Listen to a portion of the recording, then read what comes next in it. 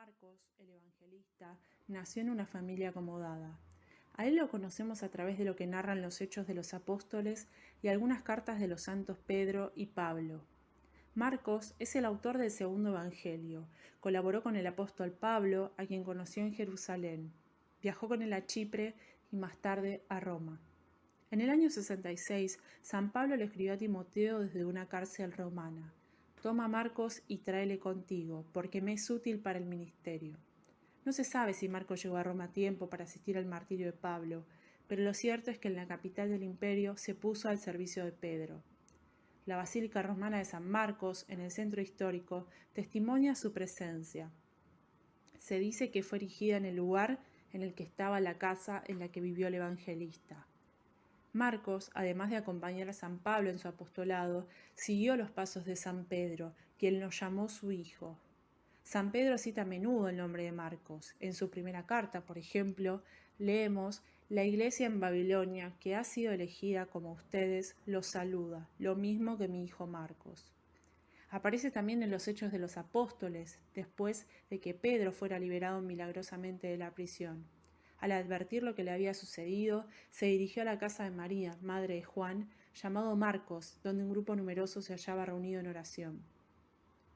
Luego de la muerte de Pedro, se perdió la pista de Marcos. Una antigua tradición lo sitúa en Egipto como evangelizador y fundador de la iglesia de Alejandría.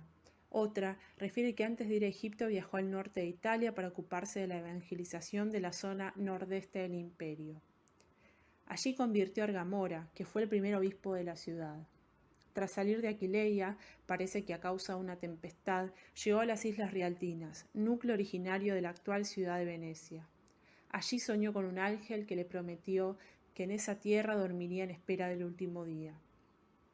El evangelista Marcos murió probablemente entre los años 68 y 72, en Alejandría de Egipto.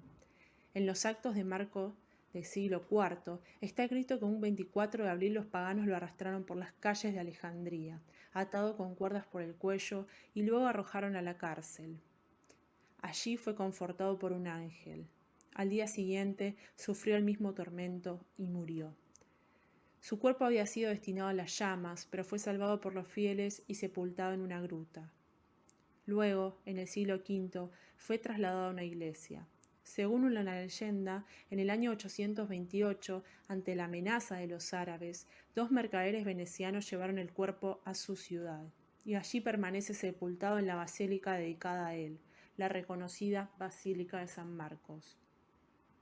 Algunas reliquias suyas se conservan también en El Cairo, Egipto, en la Catedral de San Marcos, sede del patriarca copto ortodoxo. Marcos es considerado como el taquígrafo de San Pedro. Su evangelio fue escrito entre los años 50 y 60. Según la tradición, transcribió la predicación de Pedro, dirigida principalmente a los primeros cristianos de Roma, sin elaborarla o adaptarla a un esquema personal. Por eso, su evangelio posee una gran claridad. Lo escribió en griego, la lengua más hablada en aquellos tiempos, con el objetivo de mostrar el poder de Jesucristo, Hijo de Dios, que se manifestó en numerosos milagros. Su símbolo es el león alado por su relación con el Apocalipsis y San Juan Bautista. San Marcos fue elegido como patrón principal de Venecia en el año 1071.